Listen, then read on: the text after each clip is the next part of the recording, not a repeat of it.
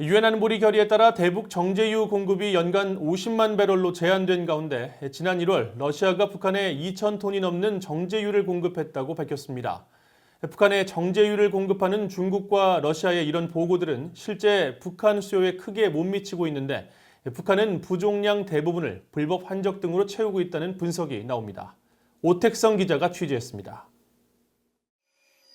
러시아가 유엔 안보리에 보고한 지난 1월 대북 정제유 공급량은 2,065톤입니다.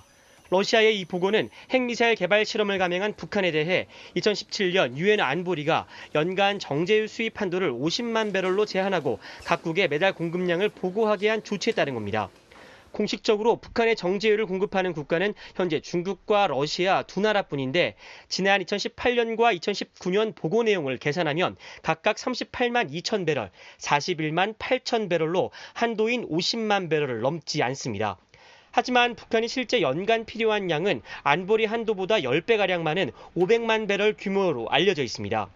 수요보다 공급이 턱없이 부족하면 가격은 가파르게 상승해야 하지만 북한 내 기름값은 비교적 안정세를 유지하고 있습니다. 일본 아시아프레스가 지난해 30번에 걸쳐 공개한 북한의 휘발유 1kg 약 1.4리터당 평균 가격은 북한 돈으로 1,283원, 미화 약 1달러 11센트입니다. 2017년 12월 대북결의 채택 후 몇 달 동안 2배가 넘는 1kg당 2만 원을 넘은 것을 제외하면 대부분 13,000원을 넘지 않은 선에서 유지되고 있습니다. 전문가들은 북한이 불법 환적을 통해 정제유를 수입해 부족분을 충당하고 있다고 지적했습니다. It's pretty well demonstrated that the ship-to-ship transfers have been a significant mechanism for North Korea to obtain refined oil products. But it's clearly been demonstrated over the last 2 years that they've been successful in continuing to use that mechanism to obtain at least some of their refined petroleum needs.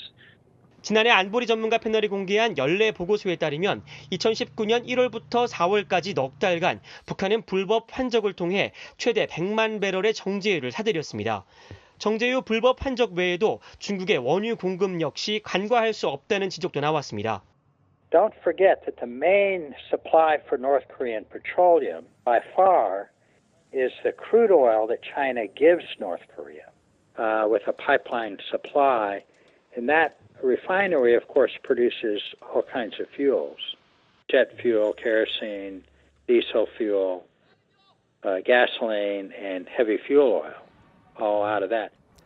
브라운 교수는 그러면서 북한이 의존하고 있는 중국은 지난 2014년 이후 대북 원유 공급량 공개를 돌연 중단했다면서 중국은 국제사회에 이를 투명하게 보고해야 할 의무가 있다고 지적했습니다.